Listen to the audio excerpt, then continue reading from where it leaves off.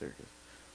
Well, good afternoon, everyone. I'm Pastor Ricky Mosel, and this is Pastor Jerry Garner, and we're the teaching pastors for Destination Church, and we're here again for our Thursday afternoon edition of our Bible study podcast. And today you'll see that our topic is marriage. We started a brand new series last week on Easter called Tighten the Knot.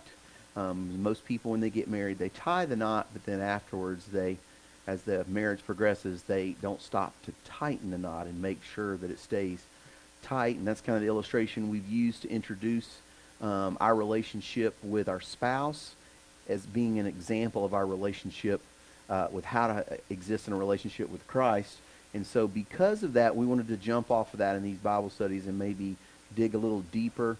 And so today, Jerry has prepared for us to talk about the women's role in marriage. You know, the two roles that are in marriage that God gives us when he gives them to us, either in the Old Testament, himself through Moses in Genesis, or in the places in the New Testament writings where, the disciples speak to us on that. They give us plain roles that are laid out, that are separate from one another, that are not meant to compete with one another, but complement each other. And so today we're going to talk about the women's role, and of course next week, as Jerry's going to allude to, we're going to talk about the men's role as well. But today we wanted to start with, because the Bible starts with the women's role, we wanted to start with the women's role in marriage. So Jerry, share with us your thoughts on this today as we move into this topic. Yeah, no, I think we're going to probably start in First Peter, and then if we got time, we'll hit Ephesians, maybe a little bit of Genesis. But yeah, I think it's important to start with the women's role because, they thought enough, Paul did and Peter both started with female, to let us know that the roles are separate. Okay. And I think that's something that we've kind of gotten away from, and we all think that we need to intermesh, but realistically, we should have defined roles. The women's part is going to be a little challenging because of a particular word in the scripture. The men's next week will actually be harder because, I get to dig at men because, I blame men for everything. So if we will, we'll go ahead and dive in here to 1 Peter 3. We're going to be reading verses 1 through 6. And I'm reading out of the NSA if you guys want to follow along or read out of your Bible. But it says, "In the same way, you wives, be submissive to your own husbands, so that if any of them are disobedient to the word, that may be won without a word by your behavior of the wives. As they observe your chaste and respectful behavior, your adornment must be not merely external, braided hair, wearing gold jewelry, or putting on dresses, but let it be the hidden person of the heart, with perishable qualities of a gentle, quiet spirit, precious in the sight of God. For in the former times, the holy women also, who hoped in God, adorned themselves, being submissive to their husbands, just as Sarah obeyed Abraham, calling him Lord, and you have become her children if you do what is right without being frightened by any fear." And if you haven't called in, what do you think the word is going to be today? Submission? Submissive. Submissive is a word that in the West we have just trampled all over. People take that as your lesser. It takes it as, they take it as a negative. And I think that is where we've really gotten away from what it is that we need to be. If we get to Ephesians, I love the way Paul says it, but in Peter, in this particular one, in chapter 2, Peter actually goes through and tells us living a successful life as a Christian in a hostile working place and in civil society, that we're supposed to be submissive. We're supposed to, not rock the boat. We're supposed to go to it, going into it. Peter insisted here that Christians, we are meant to be witnesses to their Lord. They must submit not only in civil, but in also the social order that God has designed for us. And I think that is something that we tend to get away from it when we hear that word. It's not a bad thing. You're not being told to submit. Your husband's not forcing you to submit, but it's a willing submission to the husband, who is the head of the family. So when women take it as that being submissive to your husbands, when they take that as you're being forced to do that instead of choosing to do so willingly, what do you think that, how do you think that misinterprets the meaning of No, the yeah, the big thing is probably during history. I'm not going to say men don't do this, so maybe they do. Men have probably actually read that and have taken that to use it to abuse a wife. Right. And that's taking it completely out of Scripture, and it's doing it. And then you also have the feminist movement who came in and said that you are just as equal as a man, and submissive means that you're not. Well, Right. that's taking it completely out of Scripture too. Yeah. At no point in there is when they're saying that, especially when Paul's talking about it in Ephesians, he's not, at no point is he saying that a female is any lesser than a man, that you are not equal to a man. Right. It's just saying that God placed this man in your life, and you are to submit to him. He is the head of the household. You're supposed to be there, and you're willfully doing it. Right. It And ain't- giving, like, in submission in the fact of giving all of yourself to him. Exactly. And it's not even about how great the guy is. He could be a knucklehead from day one, and that's why I say I have more fun digging at men, because men, we tend to be knuckleheads, and we don't appreciate the fact that we have this wife who is willing to give herself to us. Right, right. And then we get in our own way, and then we're giving back the love. Right, right, right. And that's completely where we fail. Of course. And the other thing is too in here, it says it's only your husband. This isn't saying that women are inferior to men. It's not saying that you need to lay down to that. But it's also the same type thing you got to look at is that Christians weren't inferior to the pagan rulers of these countries at the time, and you're not to non-Christian bosses. You're not inferior to them. But here's the thing. Wives have been given a role which puts them in a submissive to the headship of the thing. Here's the thing. Once again, you hear that. But it also goes on later in Ephesians and says that we, as in men, must love our wives as Christ loved the church. So Christ is the head of the church. So Christ gave his life for the church.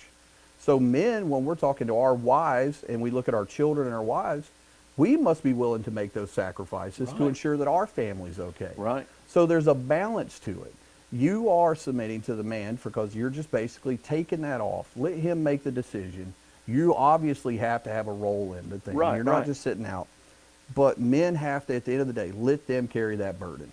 So let me ask you this question. Would the things that Paul is telling us, and Peter, but Paul specifically in the marriage and partnership in Ephesians chapter 5, would it be safe to say that he's really talking about what you're supposed to give to the relationship and not what you're supposed to get out of it? Exactly. You know what I'm saying? Yep. Like submission is, he's talking to the women because it's not meant for the men to go, well, this is what I'm supposed to get out of it. It's meant for the women to say, this is what I should be giving into it. Mhm. And likewise, the same thing for men as well. Like, Yep.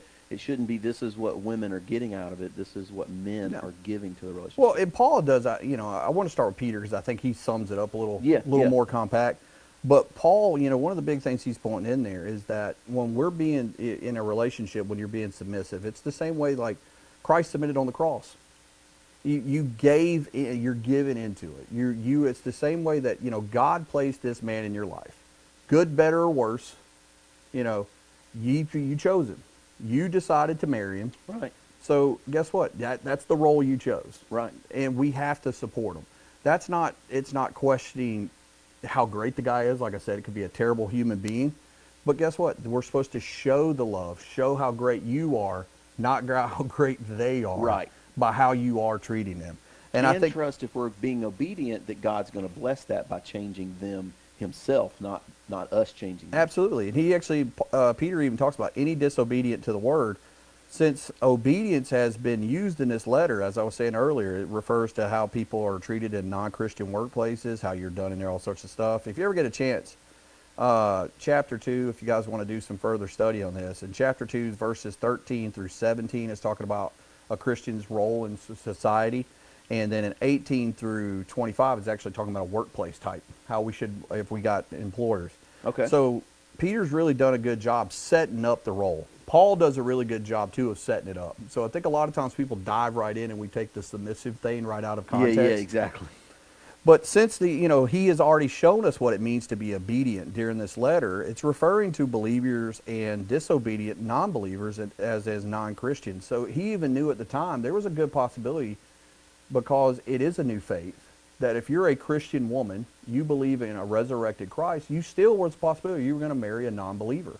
Yeah. You were going to marry someone who wouldn't have the same values to you. And that's why he's saying it's not even about how you say the words. Don't say anything.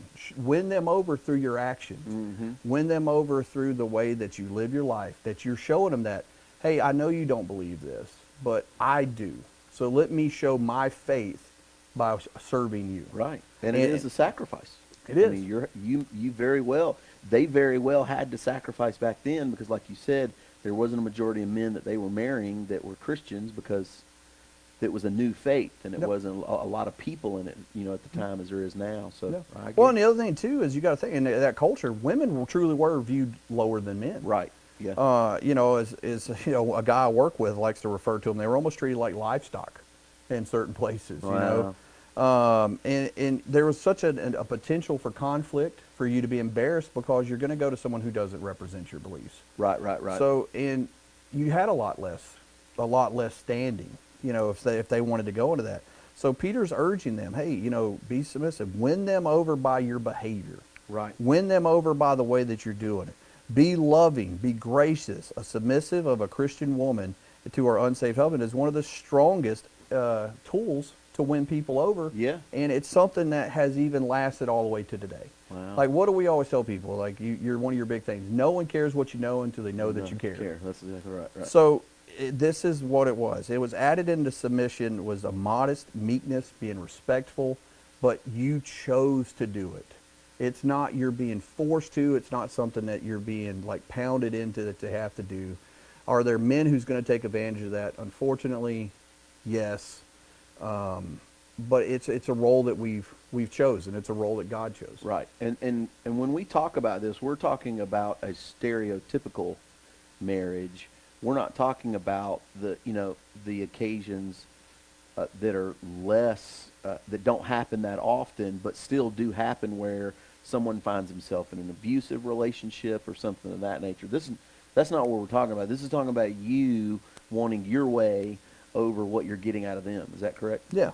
I mean, if you're in an actual physically abusive relationship, it's time to go. I mean, I don't think anyone, and this actually came up in our Bible study when we were back at the old building. If you're in a mentally, well, here, all right, let me let me preface this. Yeah. If your husband criticizes you, that is not a That's mentally abusive relationship. Of course. If and I'll go into this more on men on what we should and shouldn't be doing, but it just because they tell you that your food wasn't good, you're not being mentally abused. But if you literally have a guy who's putting you down all the time, who's trying to, just not even let's not even get to the physical. If you're being beat, by all means, it's time to get up and go. Yeah. I'm not ever going to tell someone to stand there and get it. I'm a child. I grew up, my mom and my dad fought like cat and dogs. I thought that was normal. I didn't know that wasn't supposed to be the commonplace. Right. And I know being a child going, well, that doesn't seem normal. Yeah. But at no point would I tell you to do it. But I think in our society, we've gotten so soft on so many things that if someone disagrees with you, they hate you. Right. And I think it's one of the biggest lies that's been pushed, especially in the last 20 years, is if somebody disagrees with you or I have a difference of an opinion of you, that I hate you. No, I still love you. Of course. I just disagree with what you're saying. Totally. And it doesn't mean I want to fight you or harm you. Right. But having said that, yeah, I think that's a lot of the abusive relationships that we have now, and I thought that was one of the crazy things we were talking about earlier, is now that people are being locked in their houses, divorces are going up, abuse rates are going up, child abuse rates are going up, domestic violence is going up, and I think a lot of it is the fact that we aren't living out a Christian marriage. Exactly. We're not living out the way that these relationships were supposed to be. We're more concerned about preferential treatment, as you and I were talking about earlier, than we are about making the sacrifices we need to be the example that we need. Yeah, and that's the thing. If you've always been held up onto a pedestal, the moment that you're treated equally, it seems like you're being discriminated against. Right. And you're being hated again, Right. and I think that's something. But here's something that me and Ricky were talking about, and I was reading something earlier while I was sitting here talking. I don't think I gave you this one, Ricky, so you're in the dark. Okay. Here's another thing, and I really was, because I actually, most of you guys don't know, I keep a journal. You can think less of me if you want, but it's what I do. I have so much that goes on in my head, I have to write things out or I'd probably go crazy. People today, and what I was reading was actually from almost 20 years ago, and it said in there, people today can write protest letters, they can write, letters about why they hate things, they can send emails and stuff to people, and they're all thought out, they're detailed to the point, and they understand what it is. So anytime we want to criticize or go at somebody, we tend to be able to bullet point it out exactly. But here's the thing, and I actually tried this today, and that's why I kind of know it is. But we no longer seem to be capable to sit down and write out a love letter to our spouse or to our children about why we love them, why they're so special to us, Wow. and really be able to put it in a form that's done. Like you can get out a couple, one or two good three things, but then you're like, well, what else is there? But if I told you to write out a criticism list, it would be, I'd have to give you another stack of paper. and I actually sat down today, and I love my wife she's probably one of my favorite people in the world, and I'm writing down, and I got about a good 7 or 8 sentences down, and I'm like, well, this isn't a letter, it's a paragraph. And I even had to sit there, and it took me back a second. I was like, well, I can't even do that, and I think the world of my wife. And I think it's because we have gotten to be so negative as a people that we no longer look at the things that we need to be grateful for. We no longer look at it. It's actually an honor to be submissive to someone that you love. It is an honor to walk in and say, I love you with all that I am, and I'm willing to die for you. Yeah. And understand that I meant that when we took that vow. Yeah. We meant that when we stood in front of the God and the world and said, till death do us part, Right. I'm here for you. Right. I think that's something else. Nowhere in the Bible does it say you're going to fall in love. It says you will walk in love. It's a command. We're supposed to walk in love. We're supposed to grow in love. Okay. We're supposed to look at people for their flaws and stuff and go, I still love you. Yeah. You're still important to me. You're still special to me. So love is a commitment to that. It is. Really. It absolutely is. And it's probably the biggest commitment that you can have. Yeah. So then would you say that willingly submitting yourself actually requires a great strength? It probably is the greatest strength. Wow. I would think so. When you think about fight and being in a fight, and we say you got to fight for love or fight for whatever that is, the fight is okay. As I was just saying, we're willing to plant our feet and start throwing blows. Yeah. That's our nature. But to say, I'm not fighting you. You are what I chose. Yeah. Good, better, or worse, I chose you. God put you in my life for a reason, and we're going to figure this out. And I think that's something that people have, we've kind of gotten away from. Yeah, and that requires a lot of strength to be able to do that, to be honest with you. Inner strength. Oh, absolutely. Absolutely. Me and my wife, and she's at work, so she can't watch this right now, and she never goes back and rewatches them. So I can actually say this. I can't tell you how many times where, I know she's wrong. And I know. And I just shut up. Because I have to really think, does the fact of me being right in the moment, is that worth the next 3 days of us arguing over something? No, I get that. Is that the point? But whenever it comes to something that has to do with our kids, it has to do with anything, Sarah's always going to call me and go, are you okay with this? Because at the end of the day, she understands, if I'm not okay with it, you're never going to hear the end of it. But she always does that. But those little battles that mean nothing, why not let them have that victory? Yeah. It shows goodwill. It shows that I'm not going to argue over every little thing. I'm not going to gain anything out of some of these arguments. Right. So why am I trying? It's pride's what it is. Yeah. And it gets us in so much trouble. But I love that. That's why in verse 2 it says to be chaste and respectful, right? It's talking about purity of life, reverence of God. Unsaved husband, should be observed consistently, humble and meek, showing that your reverence to the Lord, the reverence that you chose in this commitment that you made, that should be winning people over. Showing that you're willing to go the extra mile, put in the time to get it done, and always just know it's going to get better. And another thing, I is one of my little talk points I put in here, and this is something for ladies, and this is more of something I've just noticed in my years of dealing with females at work. Don't ever talk down about yourself to your husband. I think that's something that doesn't. You are a man's prized possession. Yeah. You're what they want to come home and look to. We know your flaws. We understand your flaws. We overlook them. I don't need you bringing them up to me. You are my prize. You are the person that I'm willing to die for and ensure you're okay. Don't ever talk. Don't do it. Don't talk bad about yourself. Keep your humble. Keep respectfulness of yourself. Not of me all the time. But I need you to be respectful of you. It's like you are giving yourself to me. You're trusting me with your life. I need you to be okay with that. And I don't need to know that you think you put on 10 pounds and you're bloated. Guess what? I noticed. I don't care. We have, if you've got 4 kids and you've got kids together, guess what? I know you don't look the same way you did when you were 20. Right. I get it. But guess what? My love for you has only grown over the last 20 years. I don't care. It's one of the things that I think people, like women in general, get caught up because we're so self-conscious in this country anymore. It's like, I don't care. I come home to you every day because you're the female that I want to come home to. Right. I don't need you telling me I'm fat and I got to lose weight or Right. I feel ugly in this. I promise you, I don't care. Yeah. As long as you're healthy, we're growing, you're doing what's right, you need to feel good about you. Yeah. And I promise you, I'm going to be okay with it. Now, do you think that is because of the comparison trap that we play in this country? Mhm. I mean, it's even evident more and more in men now than with it skinny has jeans? been. Yeah. But it's always been a thing, I think, for women to play the comparison trap Yeah. because of the way they've been viewed in society and the way the society says their role is. Mhm. Even though it's ever changing, I still think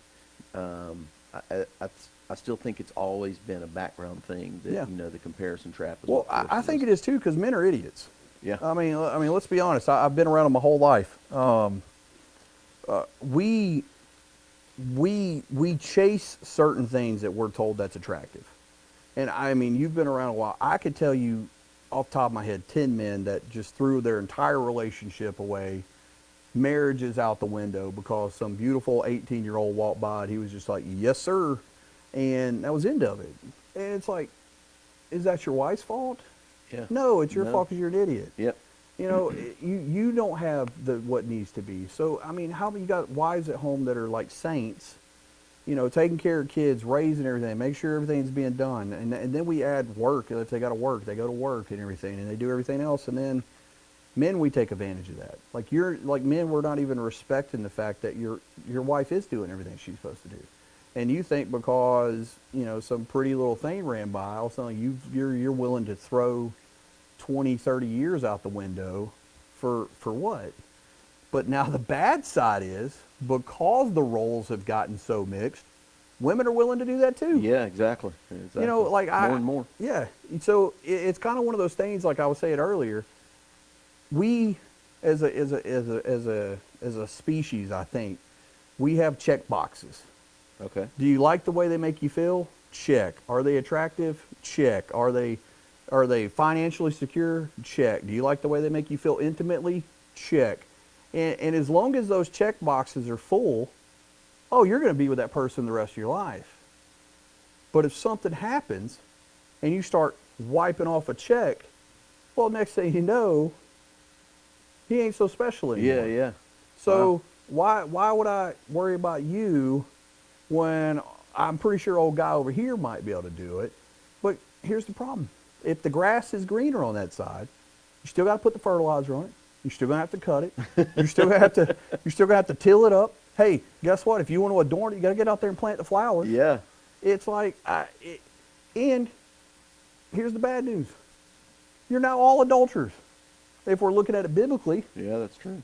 So what's the sense in it? Like everybody thinks I'm joking. Me and the guy I work with, Looney, we talk about it all the time. I'm too old at this point. I'm not even that old, but I'm at the point where I have a zero interest in starting over when there's nothing wrong with what I've got. Mm-hmm. So what's the sense in it? Like, why I don't understand the mindset of I spent 15, 20, 30 years and then throw it away. Yeah. Well, But- and I love the fact too that my wife knows things about me that she's accepted Yep. that I really don't know if someone else found those out about me that Yeah. she would accept. And so Talking about the Darth Vader on the wall back yeah, there? pretty much, yeah. Amongst other things, you know what I'm saying? But and that's the thing. Once you have someone who loves you enough to not only get to know you, but get to know you and accept you Yep. for those things, you tend to draw security from that as well, knowing, and respect, knowing that this person loves you enough and respects you enough to know this flaw about you, and to still accept you and love you and want to be with you. Do you know what I'm saying? Yeah. And I don't want to have to do that all over it. No. You know what I'm saying? And it's a roll of the dice. Yeah. You don't know if that person's gonna accept you like Yeah. you know what I mean? Oh, it took me 8 years, Dave. I think I actually have a full-fledged conversation with Sarah. And if you guys think I'm joking, you can ask her. It probably took about 8 years. Wow. I used to not be as open to talk to people as I've grown to be, but I can't see that, Jerry. I That's mean, crazy. it's so weird. I just don't. I'm not, and I'll go into this with me. I've never been a guy that I'm going to come and share my feelings with you. I don't see the sense in it. I think it's pointless. That's not how you're wired. Yeah, well, Yeah. I don't see the sense in it at all in men. I mean, I'll get into that next week with the men. I think we've taken this whole thing to where women are like, I need someone who could talk to me, and you didn't realize what you were getting when you asked for that.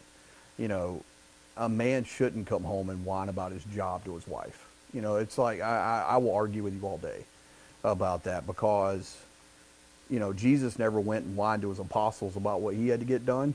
So if we're the head of the family, why do we go and whine to our wives? Right. No. If I want to tell you about how much I love you, great, got you covered. But why my day was terrible? No, you might need to take a walk around the block, get that out of your system, and be the person you're supposed to be when you walk through the door. Yeah. Now, having said that, women need to do the same thing. I think that's something that we've got to get to the point where we have to understand that I'm not saying you don't need to communicate. Communicate's a big thing, but understand how you're communicating. Yeah. Well, griping and communicating are two totally different Exactly. things.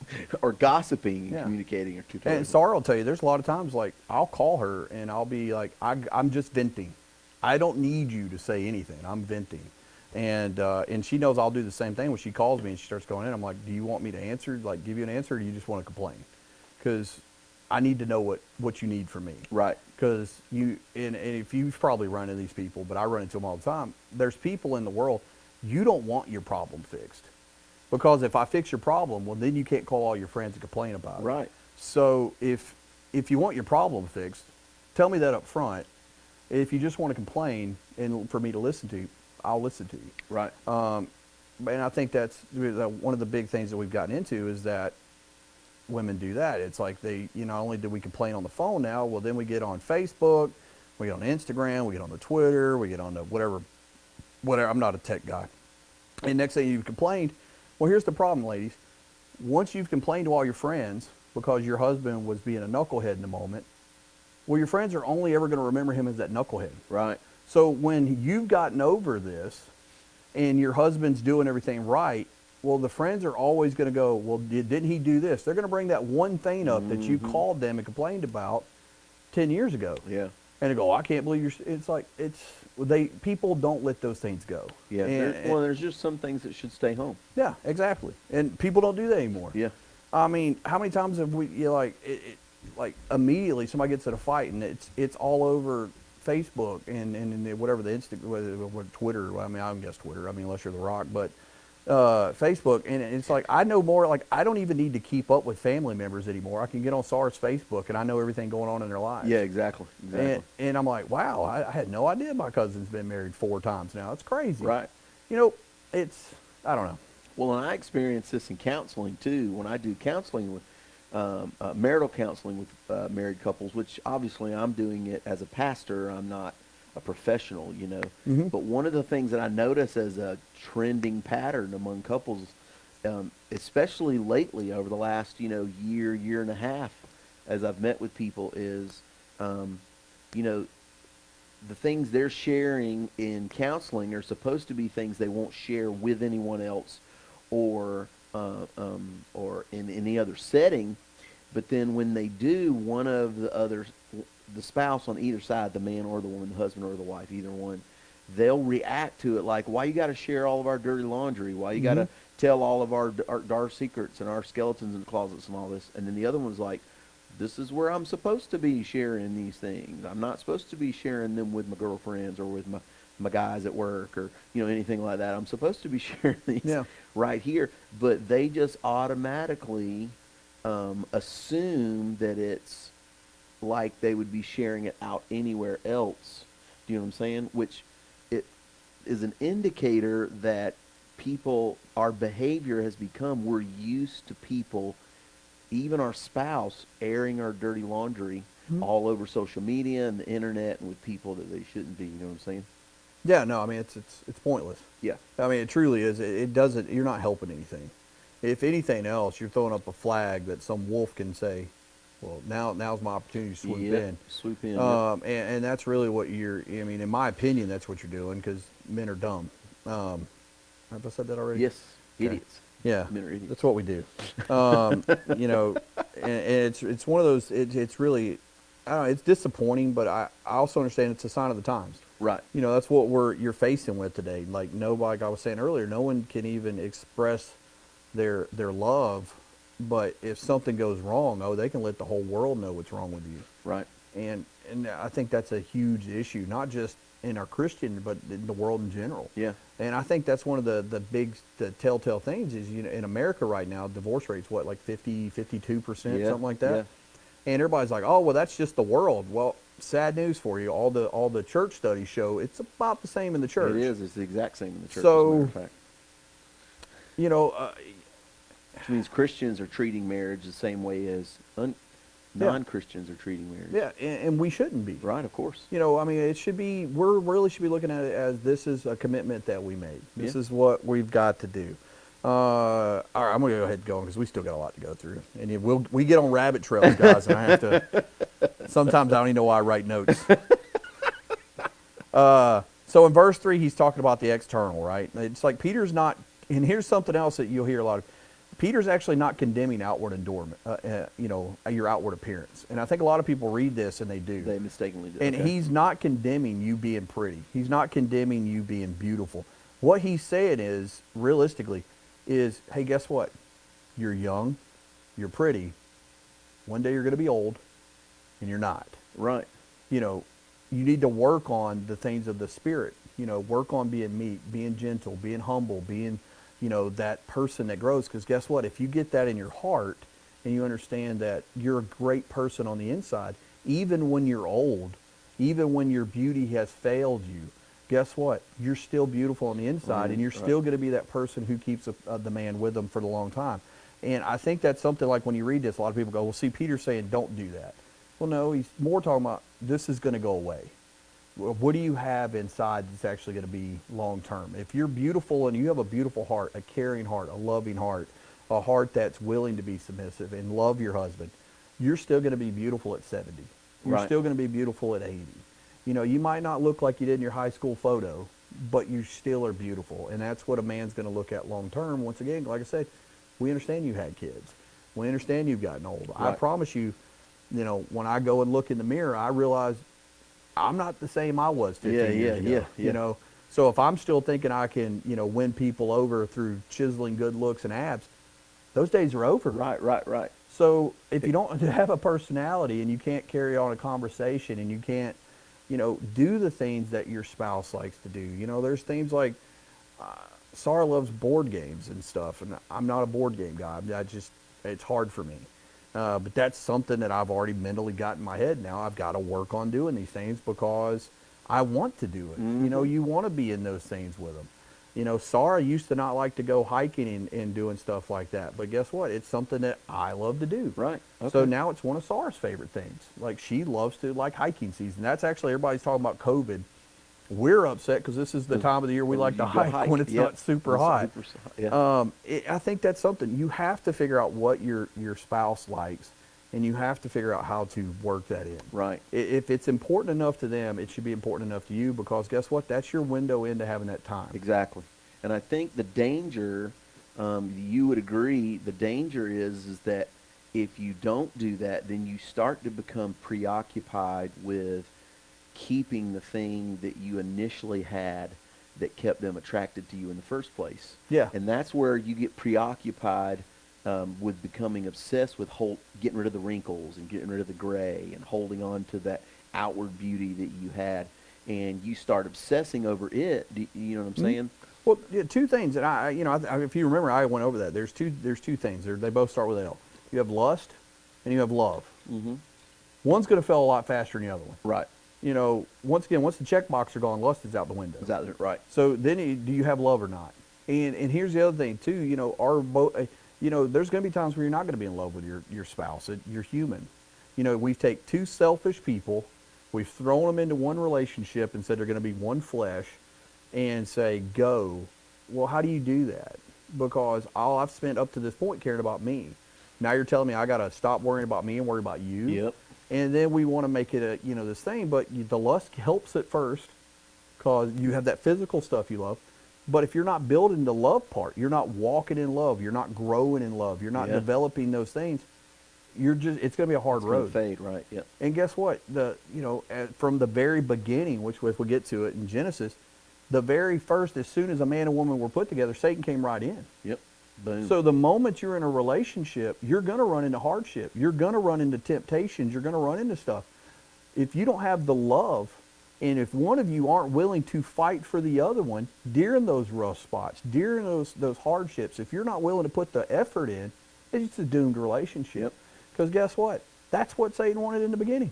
He doesn't want you together. He sees that you're meant to be like this. So if I can unseparate you, get you away, I can destroy the family relationships, I can destroy man's role, women's role, everybody else's role, well, there's no society. Right. And if there's no society, how much easier is it for me, if I'm the ruler of the world, to control you based on your selfish needs when you can't live beyond yourself? Right. And sue chaos, basically. Yeah. So would you say that it's fair to say that us people, Christians especially, working out their marriage relationship, that the benefits from their marriage growing healthy and sustaining and having spiritually healthy marital relationships in as God created it and planned it to be, would you say it not only affects them, but it also affects everyone? It absolutely does. I think when you have a culture built around strong marriages, when you have a culture built on strong relationships and family bonds, you can't help but have good things. And you look at countries where they really believe in family bonds, and throughout history where family bonds were put up front, you have great growth, great stability. The moment you start ripping family bonds apart and saying that families are no longer important and we get out of the order that God gave us, chaos ensues. Yeah. And look at America right now. Yeah, we're seeing that. Yeah, I agree. And I don't even care who I hurt's feelings on that. It's the truth. The moment that we take and we start breaking down fundamental truths and start adding in nonsense and trying to make it equal like it's a truth. We're trying to take a lie and make it real. And we feel like if we can say the lie over and over and over, that eventually it becomes true. No, it's still a lie. Right. Once you start breaking down families and you have children being raised by women only, or you have children being raised by men only, and I'm not talking about if your spouse died or something like that. I find that extremely admirable that you and your husband came together, and if your husband died and you're saying, I'm going to raise my children alone because I don't need another man in here messing this up. That's probably one of the most admirable things a female can do, in my opinion. But when you have people who just couldn't get along, or even worse, you stayed together hating each other until your kids were 18, then you get a divorce, what did you really do? Yeah. We've taught our kids to just not be in love, but to fake like you are. You've taught kids that they're not doing anything, and we wonder why the cycle keeps getting repeated. Yeah. Well, and really, in the big picture of it, really it's settling. Yep. It's people just settling for less. Yep. You know what I'm saying? Instead of fighting for more. Mhm. I totally agree. And growing and finding those things. You know, there's times where Sarah's just like me because, you know, like I said, I'm not the easiest person in the world to be around. Wait. Seriously? I know it's tough. um, you know, I get days where, you know, like I tell you, man, I could be a very difficult person to be around, and I can 100% understand it. And the sad thing is, I know the days, and it's hard for me, but she always is. And that's why I always, like, I look and I'll smile, like, you know, and, you know, I make fun of her and tell her she's not a pretty sleeper. She is, but I enjoy, like, rolling over in the middle of the night and seeing my wife. You know, that's one of the few things that, you know, I wake up, like, if she breathes heavy, it wakes me up. It irritates her, but I adore those things because, you know, that's family. Yeah, You know, that's your yeah. wife. If someone's going to wake you up, better be them or the kid. Yeah, exactly. But, you know, I guess that's the other thing. But the other thing I wanted to hit on external, though, I'm not a fashion police guy. I don't know if you guys noticed. You know, I'm tied to, I wear fisherman tie pants a lot of times, so I don't have any room to talk about what looks good. But in today's sinful society, in the way of the attire that people wear today, there are things that you can wear and not wear, but I think you should be able to leave something to the imagination that only your husband should see. Okay. And I once again, I don't, if that hurts your feelings or not. I was telling you earlier, I had a lady come into the store yesterday. She had a pair of yellow tights on and a sports bra. That was it. There was literally nothing to the imagination. And I'm not telling women don't dress cute, don't do your thing. Everyone doesn't need to see everything you have. And that's being that modest, being modesty. Yeah, you know, yeah. being everything else. And I mean, you dress however you want. At the end of the day, it's your body. But I don't know. My wife does she's very peculiar about that. And I think it's because she's, you know, the Iranian culture. But I never understood how much I actually appreciated that until this like hypersexuality that we're seeing in America right now. And I'm like what happened to sweaters? Yeah, you yeah. know, like or blouses, you know, like I don't get it. Like, you know, it's young kids today I mean, it's like it's the weirdest thing to me. I don't know. I don't want to say I'm disappointed, but it's I guess I'm getting old. Aren't we all? All right, but in verse 4, he's talking about a gentle and quiet spirit. You know, here's what I was talking about. It's a beauty that never decays. You know, your out body is going to get, but being humble, being gentle, being that person who's going to be there to capture their husband when their husband's having a bad day, or you're there and you're the support system that keeps the glue. You know, you always heard it, a wife always keeps the house glued together. Yeah, yeah. And that's very true. My mom was a perfect example of that because, you know, like when she passed, a lot of the things that we used to do as a family, they don't do anymore because, you know, that mom was that bond that Right. kept that. Right. And you don't notice those things until they're gone.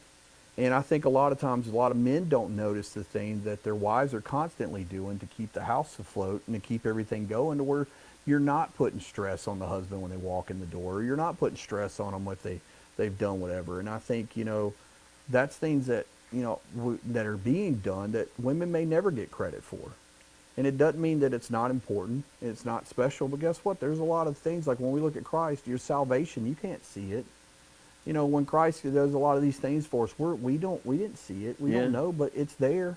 It's still support. Right. It's love. It's being given yourself to him. And I love that when Paul's actually saying that, you know, when you're submitting to your husband, it's like you submitting to the Lord.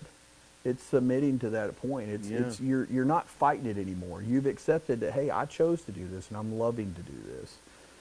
And I think that comes through a spiritually mature person. You take somebody who's full of, you know, anger or whatever the case is. It's how do you get that across? But as you're growing, you're gonna come calmer.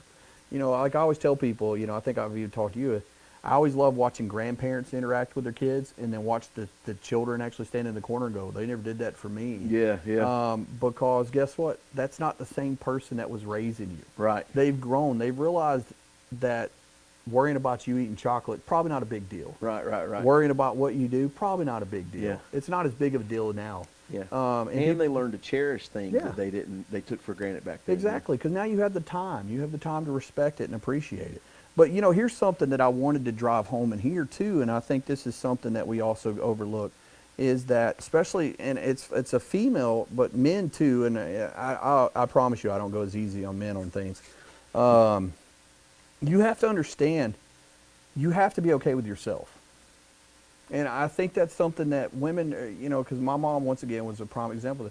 She would put everyone above her. And then, and then she would hit these low points. And it was like, because she had to take care of herself. You have to be able to take care of yourself. And you also got to understand that you can't hold on to this baggage or this guilt. If you're a Christian, especially, God took that away from you. Right, right. So you have to be able to love yourself. If you can't love yourself and you can't respect yourself, how can you ever expect to love or honor someone else? And I think that's something that we don't understand. This is why I go back to the cherishing thing. Cherish yourself. Now, we don't need to hear, like, you talking bad about yourself. I want to know that you are the best version of you. And I think that's something we forgot. And once you understand that Jesus died for you, he took away your sin, he took away all the stuff from you, you're you. Stop holding on to it. Stop holding on to this stuff and understand that you can love yourself. Right, right. You're not the failure that you thought you were. You're not that. Are you perfect? No, no one is. No one's ever going to expect you to be perfect. And if they do, they're the wrong person to begin with. And you grow it, but as you grow in your faith and your spiritual stuff and you release whatever you're holding on to, become the person that God sees you. Become the person that Jesus sees in you and that they love you. And then you'll grow in your capability. And once you grow in your capability of loving you because Jesus loves you, well, now you have the capability of loving your husband. You have the capability of loving your children. You got to drop all that nonsense that doesn't mean anything and say, I know me. I've got to take care of me so I can take care of you. Right, right. And that's the balance. And I think that's something else. You see it all the time, like a lot of people, like I keep going back to my mom because, she's my reference point. Right, of course. And, she really would. She'd work 3 jobs and then come home and cook dinner and everything else. And where do you get to, where are you taking care of you? Right, right. And I think that's something. No one's ever going to criticize you for making sure that you're right so you can make sure everybody else is okay. And I'm adding that into that because that comes with that gentle spirit. You have to have the spiritual maturity to know, I have to love myself. Let me let stuff go so I can take care of those. And Yep. that's how you're capable of living beyond yourself.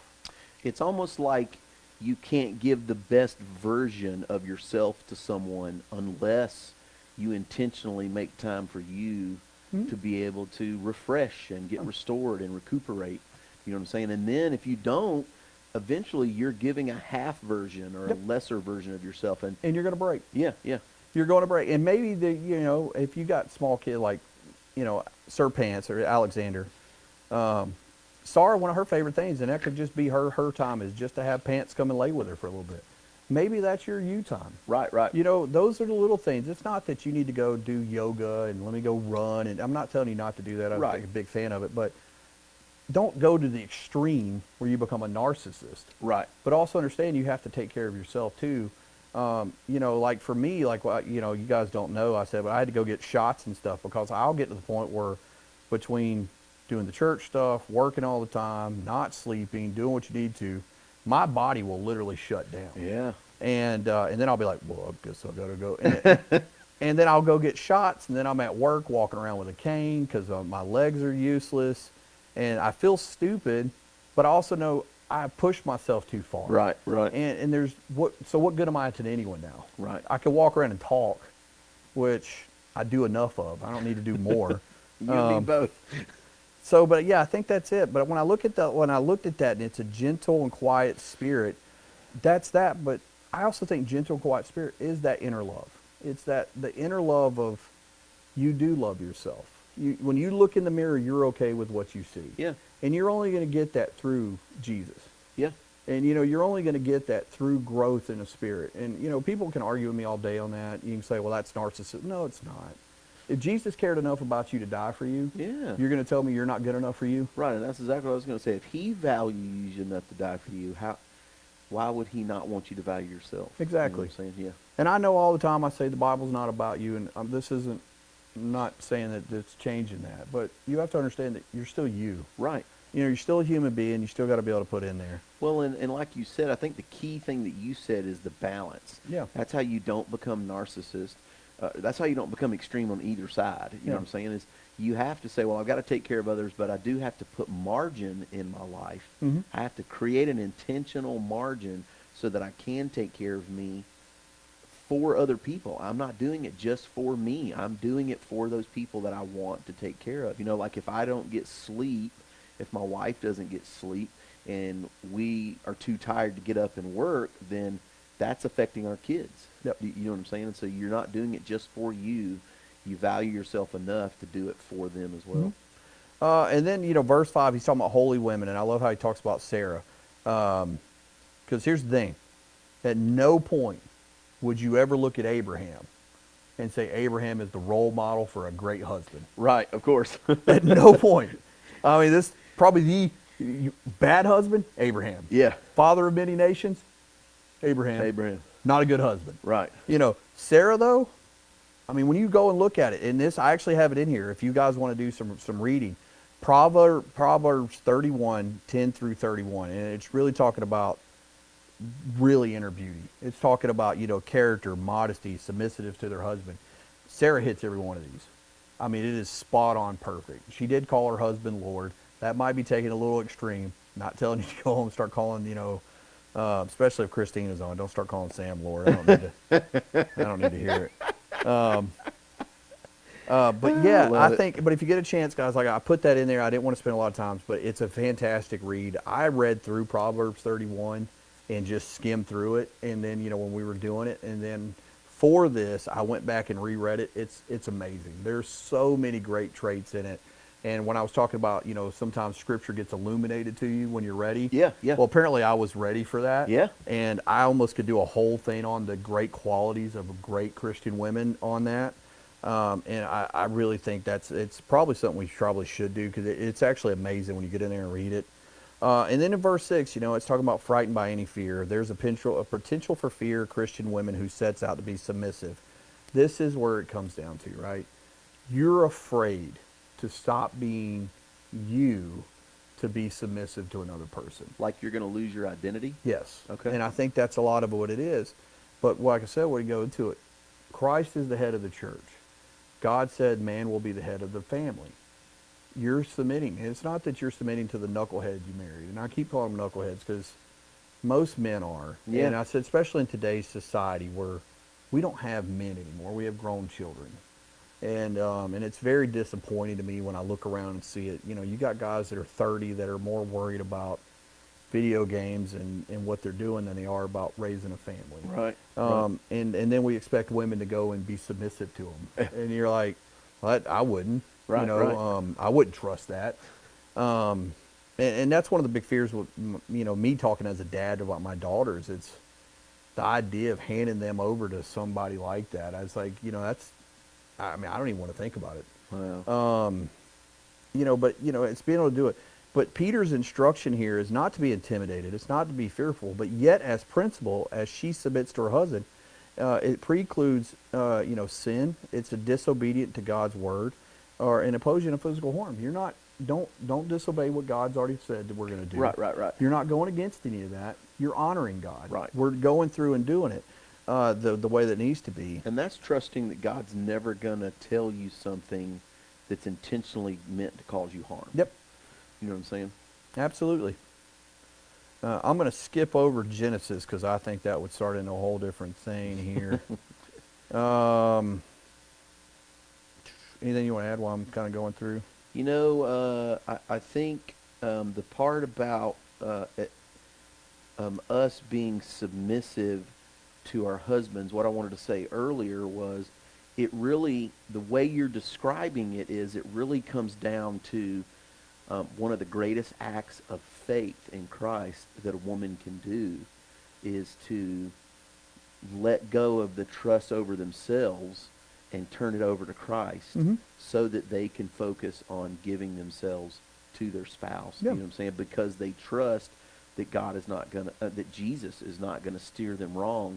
You know what I mean? And he would never Paul would never have been ordained by the Holy Spirit to pen those words into our Bible for instruction for couples, had Christ not had the plan of taking care of you because you're trusting him through submission, Yep. willing submission to your spouse. Well, it's the same thing too. When we submit, when we give up and we submit and we say Jesus is our only way, that's a submission. Right. Like I said, we are all willing to stand and fight, but we're never willing to just say, I'm yours.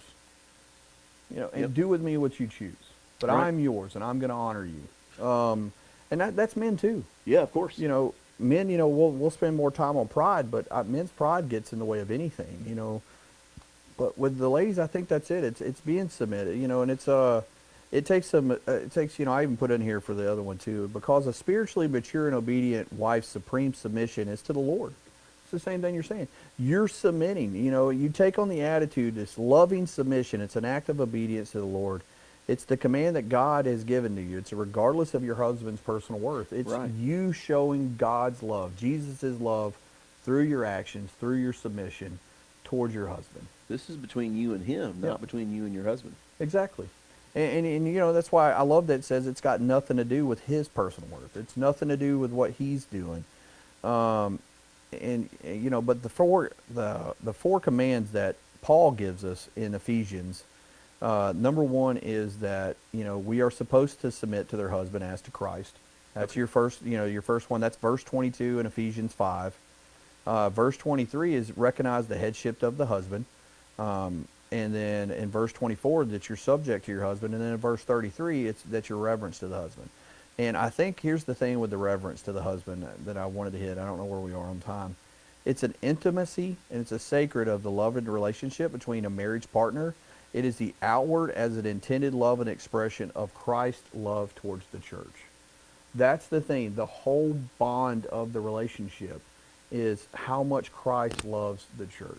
Right. You're showing that. The men are supposed to be to the family what Christ is to the church. And people go, well, that doesn't make he's not holier than thou. Did Christ give his life for the church? Yes. Of course. If you married a husband and he's not willing to die for you, he's not living up to his role. Right. If you married a husband who's not there to support you, he's not there to give you the nourishment you need, he's not living up to his role. But that doesn't mean that your role of following it, giving your all to Right. it, is any less diminished because he's not doing his part. Of course. If we continue to do it and you're doing your prayer and you're doing everything the way you're trusting that God's going to eventually get him into his role. Right. And then you'll be complete. Right. And I think that's something that we get so frustrated and we want to quit so quickly instead of putting in the work. We've become a recycled, everything. I was asking an old guy, I told you one time, me and Sarah ran into him as an old couple and they had just done they were 80 and he had the big ears because he was really old. And, which I'm looking forward to, the bigger ears. And we met him, and I asked him, I said, well, what was the secret to your guys' success? And the guy was just like, one of us was always in love with the other. And we Wow. were never willing to throw it away because we didn't grow up in a generation where you just threw it away and bought another one. You Right. had to put the work in to fix it. Right. It's a job that we have to do, and really spend the time with it. But here's the thing: we should understand. And this was one of my notes, and I want to make sure I actually hit it because we should understand that this is a bond between a man and a woman. It's only something they can understand by showing one another the fullness of their love from one another. Understanding there will be troubles along the way. The vows, the moment you take those vows is in the garden. The moment they took the vows in their living, Lucifer shows up and was like, all right, did God really tell you that? Yep. And then tries to get everything out. We're taking two selfish people who've built up a lifetime of only thinking about themselves, and then we're going to make them one flesh. That's the part that I also think we get away from. Once you're married, you're of one flesh. You have agreed to be bonded in front of God and in front of everything else. We must understand that Christ loves his church with all of his being. He was willing to die and show them everlasting trust. We must truly ask ourselves if we're ready to do what Jesus has asked of us when we enter into a marriage or any other relationship with a person. If you're not willing to do what the Bible tells us that we need to do in a marriage, you might want to think about that before you agree to be in one. Yeah. You might want to look at it and go, am I spiritually and mature ready for this? Or am I going to get in and I'm going to slug it out and figure it out along the way? Because unfortunately for most of us, that's exactly what we did. You dove in, you were so in love, and you didn't realize, oh, I'm going to have struggles. Yeah. And as you become more spiritually mature, and I love that, they keep talking about that. Peter talked about it and Paul. Once they're spiritually mature, it becomes so much easier for both people to hold up their part of the relationship because Right. you have grown in your walk with Christ. In knowing that even disciples made mistakes. That's something else. Disciples made mistakes. Disciples failed. Jesus never threw them out. Yep. Jesus never turned on them. Blah, blah, blah, blah. We were just talking about him. My Jose? man that's going to betray him. Oh, Yeah, exactly. Judas. Judas. The Judas goat. Like that Judas. So you have Judas who's literally betrayed him. What has God? Jesus goes and washes the man's feet. Yeah. Never at no point. He's showing you, and it's the same way that a married couple should be. There's no matter what you have done. There's nothing. Jesus is always going to be the same. But if you have made that commitment and you are doing what Christ is telling us to do, you're going to forgive them. Yeah. You're going to understand that this is good for better or worse. I'm here to love them. I'm going to accept them for any of their flaws. I understand they made a mistake. Like I said, Jesus never threw Peter out when he cut the guy's ear off. He never, everybody, we talk about, John being the apostle of love, but John was a fighter too. Yeah. Yeah. And he tempered. He grew spiritually and became something that Jesus even thought more of. So I think with females in general, when we get into the submissive part, understand that's something you're choosing to do. Yeah. It's something that you're doing to honor Christ. Don't let anyone take that word away from it. And I refuse to back away from the submission word because I know a lot of people like to, well, what they really meant, it's clearly submission. Yeah. And unfortunately, when you have Peter and Paul both saying the exact same verbiage at different times Yeah. to different people, Different audiences. Yeah. that's the Holy Spirit. Yeah. That's a Spirit-filled marriage, agree. and it's what it needs to be. But the problem is, go ahead. What were you going to say? I was going to say, we think that, submission is a sign of weakness. No, strength. And really, it is a strength. It takes a whole lot more to willingly be submissive, But that doesn't mean that you're not fighting. Yep. Because we think because we have a definition of what submission means in our minds, and it differs from what the Word tells us submission is. We also have a different understanding of fighting. We think fighting is clawing and scratching for something, but my mom relentlessly fought for my dad to come to church. Yep. But she fought with patience. Yep. She fought with perseverance and endurance. But she also fought with kindness. She never harped on him or yelled at him or got, frustrated with him. She simply would walk by on Sunday mornings and he'd say, "Where are you going?" She'd say, "I'm going to church." And "You want to come with me? You want to come with me?" Every week. And he would say no. And then she would go about her business. And, and she did it for 8 years. Every Sunday for 8 years, she would say, "You want to come with me? You want to come with me? You want to come with me?" Until finally he said, "You're never going to stop asking me to come if I don't come." And she said, "Nope." And he came. Yeah. And my dad is 90, and he comes to church every week. If you've been in our church before, in one of our services, you probably know this. I've probably shared this story on numerous occasions. But the thing that I like to point out with people is my mom's perseverance pushed her to year 8. If the Lord would have required her 10 years, she would have done it for 10 years. If she wouldn't have had the perseverance, she could have given up in year 7 and did it for 7 years and not got the results that she was looking for.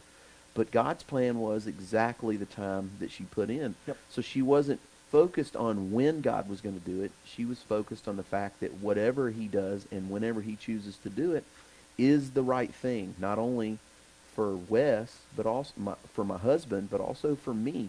And I think as a spouse, that we have to grow into that. That's one of the things that Christ helps us to learn, so that we have that same perseverance and relentlessness at pursuing Him and our relationship with Him as well. Oh, absolutely.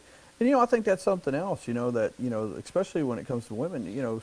The one who keeps their heart awake. Even they may be asleep, Yeah. their heart will open up 100 eyes. Yeah. And I think it's a I've heard it said and everything else. It's like, if you're willing to do what Christ has asked of you, and you're going to persevere, you're going to do the things, eventually it's going to come to fruition. Right.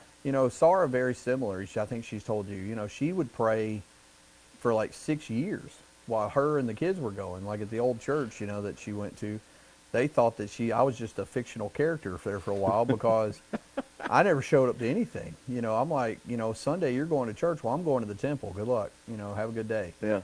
Or they'd want to go to whatever. But I knew, even being a non-Christian at the time, being somebody who didn't care, when Sarah asked me, she was like, well, what do you think I should raise the kids in? Do you think we should go Muslim from her heritage, or Buddhism, or do you think we should do? And I said, go to church. I said, Christianity to me has the best moral system that's understandable for young people.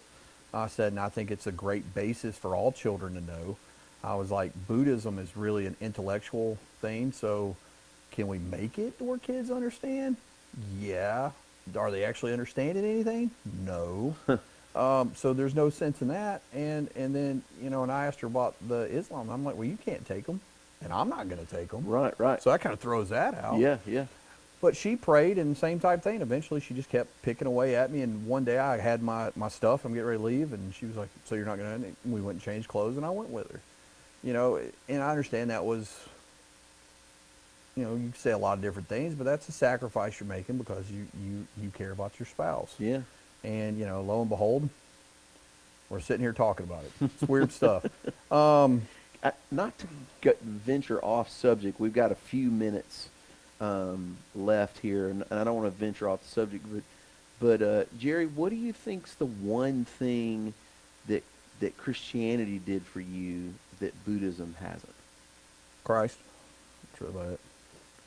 I mean, he was the difference maker. That was it. Do you know what I'm saying? Yep. So is it fair to say that that's the same thing in a marriage relationship? The one thing that you could be missing in a relationship that he has to offer you that nothing else does is himself. Mm-hmm. Do you know what I'm saying? Yeah. So, because to me, like I'm the one that's been here and got to experience you coming to Christ and giving your life to Him and living for Him and being called into ministry and God changing you, changing your mind, changing your heart, changing your life as you've come to know Him more. And I've experienced this in your life from an outsider's perspective, that Jesus, the one thing He offered you that you couldn't find anywhere else was Himself. Mm-hmm. You know what I'm saying? And I think that people, they want to commit to the idea or institution of marriage, but they're really not sold on doing it His way. And that's what we're saying here today. Mm-hmm. None of these words that we're saying to anyone today has anything to do with what we believe or what we're teaching. We're teaching you as best as we can put forth the effort, especially Jerry, thank you, man. You've done a great job today preparing for us today and helping us, because this is a difficult topic to navigate through. Oh, for me, man, especially, man. I'm anyone, not a... and so thank you for that. But what Jerry has exhaustively done is to work towards making sure we're not taking God's word out of context, and that we are presenting to you what His teaching is, what Christ is saying is the model and the plan for you to follow, because we believe if we teach you His plan and not our version or interpretation of it, that it's foolproof. Wouldn't you say? Yeah, I mean, I think that's one of the big things too, is that, like, speaking of God's plan, right? So Adam. Everybody talks about, I didn't get the right spouse. You hear all the time, well, I didn't get the right spouse. I married the wrong one. Adam didn't even get a say. You know, That's true. Adam's over here like, hey, God, I kind of want somebody to be my companion. He goes to sleep. He wakes up. His side's hurting, and there's a woman waiting on him. Yep. And he's just like, hey. Now, fast forward. You go fast forward, which I will. If you go back to where I was talking about in the garden, the serpent comes in. He gets Eve. Not saying he couldn't have tricked Adam, but he got Eve, and he says, hey, did God say you may eat of the garden of the fruit and the fruit in the middle of the tree? God asked us out, not touch it or you'll die. Well, okay. Well, Eve's not willing to break God's command because, hey, I'm going to die if I touch this. But listen to this crazy thing here. The serpent says to the woman, you surely will not die. For God knows in the day that you eat from it, your eyes will be open, and you will be like God, knowing good and evil. So here's the trick, right? And this is why Adam is such a sympathetic character to me. Here's a guy walking around the garden, enjoying his life. He goes to God and says, I'm lonely. Boom. You wake up, you're married. No say. I have no idea if Eve was pretty or not. I have nothing to go by. He woke up and was married. He loves her. As soon as they get married, the snake comes in, tricks her. And how does he do it? And this is one of the reasons why, if you read down a little bit further, and I would love to go into it, but we could really get into debates on it. So go read it yourself. Genesis 3, just start like in there. And she gets tricked. And here's the thing. It wasn't being disobedient to God that tricked her. It's when the devil says, you can be like God. You. So took it, and it was like, and it shows you the vanity of humans. Yeah. Because the moment it became about our favorite subject, you will know good and evil. Mm-hmm. You'll be like God.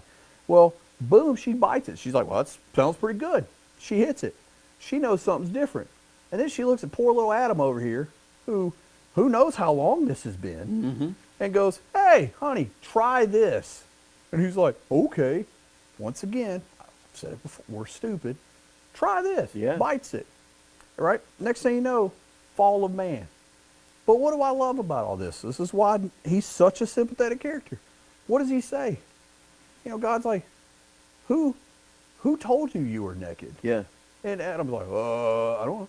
And well, why did you disobey me? The woman you gave me. not my wife. Immediately from the very beginning, men were like, oh, I have a wife now. Cool. Oh, she betrayed me. And then, so from the beginning of time, basically, from the very first occurrence, men have been blaming women for everything. Yeah. And who knows if he would have fell for the same thing? We don't know. Right. But if you go and look at it, it says right there, if you go down a little bit further, right, he goes, she did not disobey God when the serpent challenged her in God's word. It's when she set it about. See, Eve's concept of being equal to God was a major problem, and she goes and does it, right? And that's why, if you go back up here to 3:16, he says, I will greatly multiply your pain at childbirth. I didn't even know they had children at this point. But apparently they do. And then it says, and bring forth, and yet your desires will be for your husband. So see, you couldn't follow God's command, so God then commanded it in the garden that you were going to have to follow your husband's command. And it's like, yeah, and he will rule over you. He'll rule over yeah. you. But then Jesus comes, and then Paul says, right, Genesis is right. That's why we got to start with Genesis is right. But it's not that it's a command. It's you will desire to now. You're going to do the same way Jesus was willing to give it to you. And you go back to it. But it all started in Genesis. And I always feel bad, like I said, for poor little Adam, who's just like, hey, I'm kind of lonely, and wakes up. No choice, no anything. And guess what? When they got kicked out of the garden, he didn't get rid of her. Yeah. They didn't break up. Yeah. When one of their children killed the other one, they still stayed together. Yep. Because guess what? That was what it was meant to be. Right. Well, From the very beginning, we were made to be apart. Exactly. Or together. We were made Right. to be together. And that was the thing, too. When he gave woman to man, Adam, he was without sin. Yeah. They hadn't sinned yet. No one knew what it was. He knew this was what was best for him. Yeah. He knew that God was right. Yep. He accepted God, at face value like a little kid. Yep. He said, God, if you've given me this woman, then this must be what's best for me because you know everything. You know right. You know what I'm saying? And so I want what you want. You know what I'm saying? Yep. And from the very beginning, that is the natural order of why it should have been done. And it's the way it is. And we go and did we mess things up? Yeah. Obviously. Yeah. Can we fix it? Clearly. Yeah.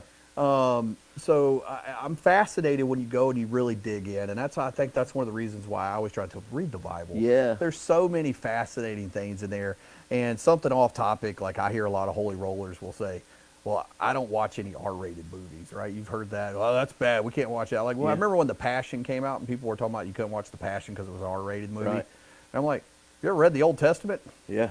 Some R-rated stuff in there, clearly. Uh-huh. Yeah. Clearly. And worse. Yeah.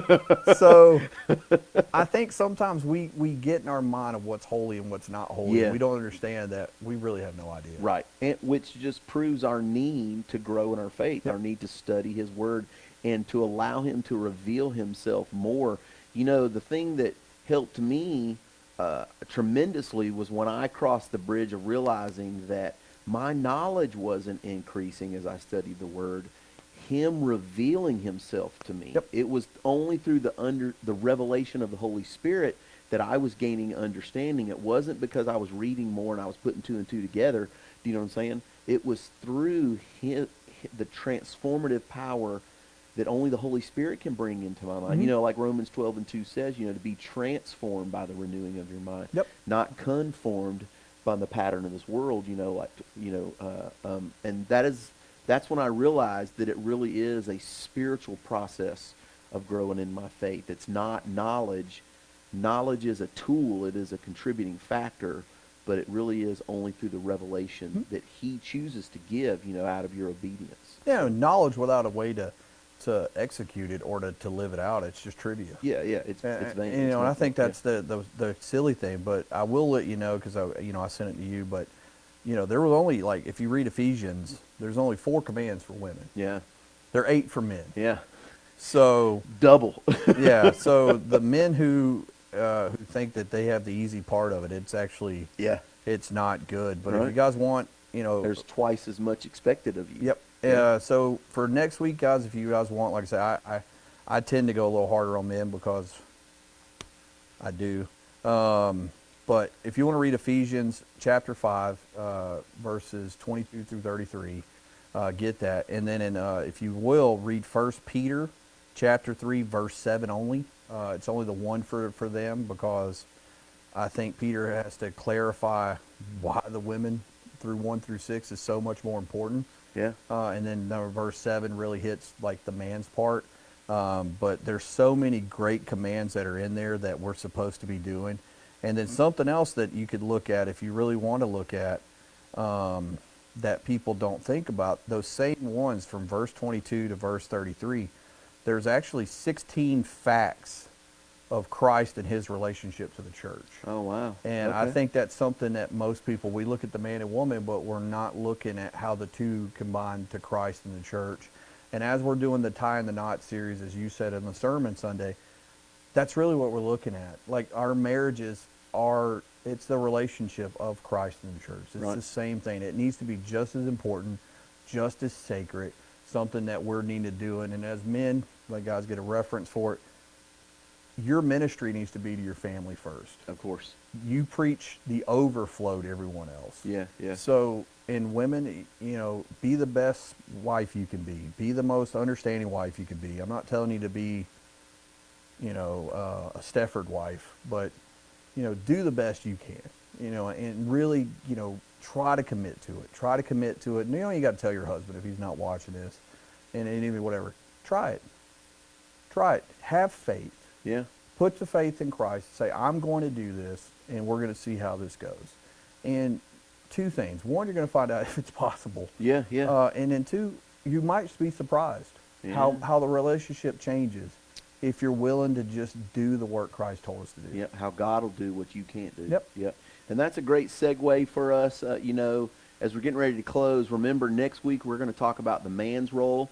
And this Sunday we're going to continue our marriage series that we're doing at church called Tighten the Knot, with a message called God's Plan.